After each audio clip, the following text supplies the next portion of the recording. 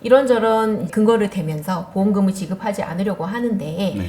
주로 많이 얘기를 하는 부분이 여기 보시면은 협착 정도가 경미한 경우에는 해당 진단을 내릴 정도는 아니다. 그렇기 때문에 이 부분은 해당 진단비를 줄 수가 없다.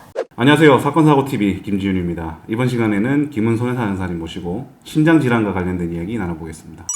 심장질환에 대한 내용인데 설명 한번 부탁드립니다. 심장에 대한 진단비는 약관마다 매우 많이 다르거든요. 다양한 상품이 판매되고 있고요. 근데 너무 많은 관계로 일반적으로 주로 많이 판매되는 부분에 대해서만 오늘은 설명을 좀 드리고자 합니다. 네. 심근경색 진단비 많이 판매가 되고 있고요. 심근경색 진단비 같은 경우에는 심근경색증만 이제 보장이 되는 경우입니다. 네. 질병분류 코드로 치자면 I21, I22, I23으로 분류가 되고요. 네. 그리고 두 번째는 허혈성 심장질환 진단비라고 해서 협심증이나 허혈성 심장병까지 보장이 되는 진단비가 있습니다. 그 경우에는 I20부터 I25까지 보장 범위가 조금 더 넓은데요. 그런 부분에 있어서 보장하는 내용에 대해서 오늘 알아보려고 합니다. 아, 네, 그렇군요. 약관을 봤는데 약관에서는 이제 의사를 통해서 심전도 검사, 심초음파, 관상동맥 촬영, 심장 효소 검사 이런 걸 통해 가지고 진단한다고 되어 있더라고요. 네. 그럼 이런 검사 결과 이제 이상 소견이 나왔어요. 그래서 의사가 진단서를 예를 들면 I21을 발급을 해줬습니다. 예.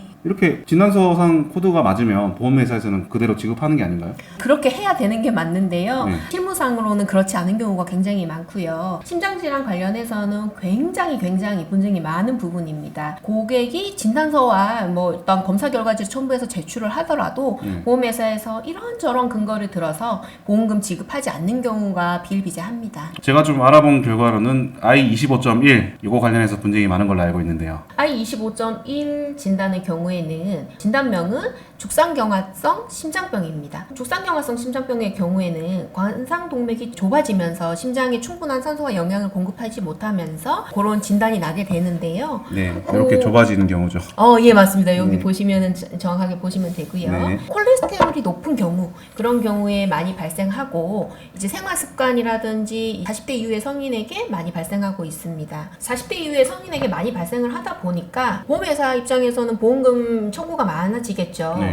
이 경우에는 이제 그래서 보험금을 지급을 하려고 보니까 이런저런 근거를 대면서 보험금을 지급하지 않으려고 하는데 주로 많이 얘기를 하는 부분이 여기 보시면은 협착 정도가 경미한 경우에는 해당 진단을 내릴 정도는 아니다. 그렇기 때문에 이 부분은 해당 진단비를 줄 수가 없다. 이런 의료 자문 결과를 내세우면서 보험금을 면책하는 경우가 가장 많다고 보시면 됩니다. 죽상경화성 심장병의 경우에는 그렇고 대표적으로 또 협심증 있지 않습니까? 네네. 네. 협심증의 경우에는 협심증 중에서도 네. 변이형 협심증에 대한 부분이 굉장히 분쟁이 많이 발생하고 있는 부분이고요. 불안정형 협심증의 경우에는 안정형 협심증과는 달리 관상동맥 협착이 없는 경우에도 진단이 됩니다.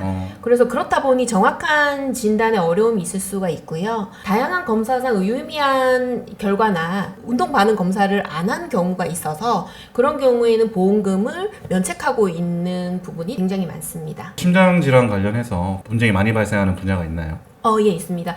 이거는 오랜 기간 동안 그리고 지금까지도 많이 분쟁이 되고 있는 부분인데 CI 보험에서 중대한 급성 심근경색증 확정 진단 여부입니다. 심근경색증 진단에 있어서는 트로포닌이라는 검사 수치가 매우 중요함에도 CKMB 수치 상승 없이 트로포닌만 상승되는 경우에 보험금 지급을 거절하고 있습니다. 그리고 심전도의 변화에 유의미한 내용이 없다면 이 또한 보험금을 부지급하고 있거든요. 네. 그런데 이제 제가 진행한 사례를 살펴보면 병원에 조금 늦게 방문을 한다거나 그리고 사망을 해서 정확한 사인을 확인할 수 없는 경우 그리고 검사가 진행되지 않은 상황에서 추정 진단이 되는 경우라면 이런 경우에서는 사실 보험금 지급이 어렵다고 볼 수 있는 거죠.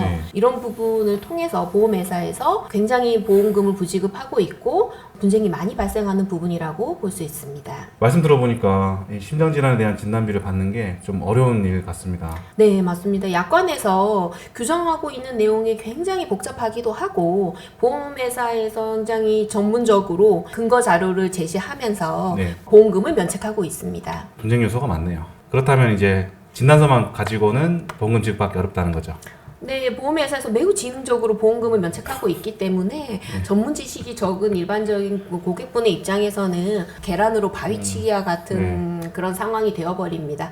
그래서 이제 보험금 청구하시기 전에 미리 손해사정사와 상의를 하시고 보험금을 청구하시는 게 좋을 것 같습니다. 무턱대고 보험금을 청구하시게 되면 보험금 부지급 결정 통보를 먼저 받게 되는데 그런 경우에는 돌이키기 어려운 상황이 발생하실 수 있으시니 먼저 보험금 청구하시기 전에 상담 받으시는 게 좋을 것 같습니다. 그러면 심장질환 진단비 청구하기 위해서 어떤 서류들을 준비해야 될까요? 일단은 보험 증권을 준비를 해주셔야 되고 진단서라든지 관상동맥 조영술 시행한 결과지 그리고 심전도, 심장효소 검사 그리고 심초음파, 심장 CT 각종 검사지 등을 제출을 해주시면 저희가 이제 검토를 통해서 일단은 말씀을 드릴 수 있을 것 같고 예를 들어서 보험금을 청구하셨는데 면책이 되셨다. 그럼 보험회사로부터 받으셨던 보험금 부지급 통보서라는 우편 서류가 있을 겁니다. 네. 그거 같이 보내주시면 저희가 상담을 해드리기가 조금 더 좋을 것 같습니다. 영상 보신 분들 중에 심장질환 진단을 받으시고 보험금을 청구하기 전이거나 혹은 청구를 하셨는데 보험금 지급 거절당하신 분들